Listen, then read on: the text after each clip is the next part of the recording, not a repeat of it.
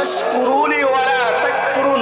বান্দা আমি রবকে স্মরণ করো, আযকুরুকুম, আমি রব তোমাকে স্মরণ করব। বলে কেমন স্মরণ করবা? রব বলে বান্দা যদি একাকী অবস্থায় আমি আল্লাহকে স্মরণ করে, আল্লাহ জানায় দিচ্ছেন, শোনো বান্দা, তুমি আমাকে একাকী অবস্থায় স্মরণ করছো, আমি রব তোমাকে একাকী অবস্থায় স্মরণ করি।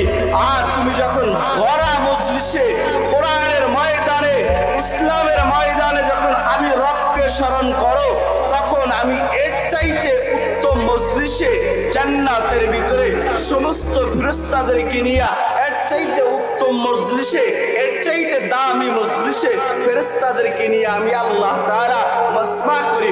ও আমার ফেরেশতারা, তোমরা না বলেছিলা দুনিয়াতে মানুষ সৃষ্টি করা দরকার নাই?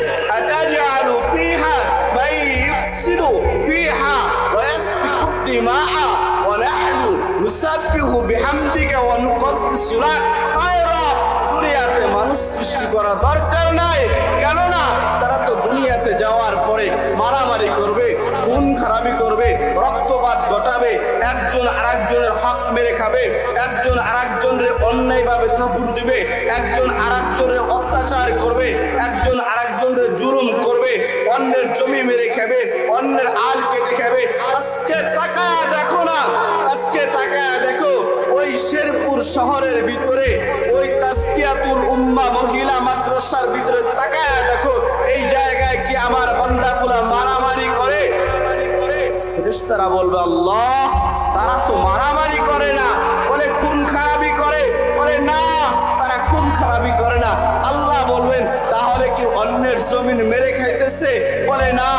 তাহলে করে কি? বলে আল্লাহ, দুনিয়ার সব কিছু ছেড়ে, আরামের গম ছেড়ে দিয়ে, আরামের বিছনা ছেড়ে দিয়ে, স্ত্রীদের কাছে সময় না দিয়ে, মা বাবার কাছে সময় না দিয়ে, তোমার জান্নাতের বাগানে, তোমার জান্নাতের প্যান্ডেলে বসে।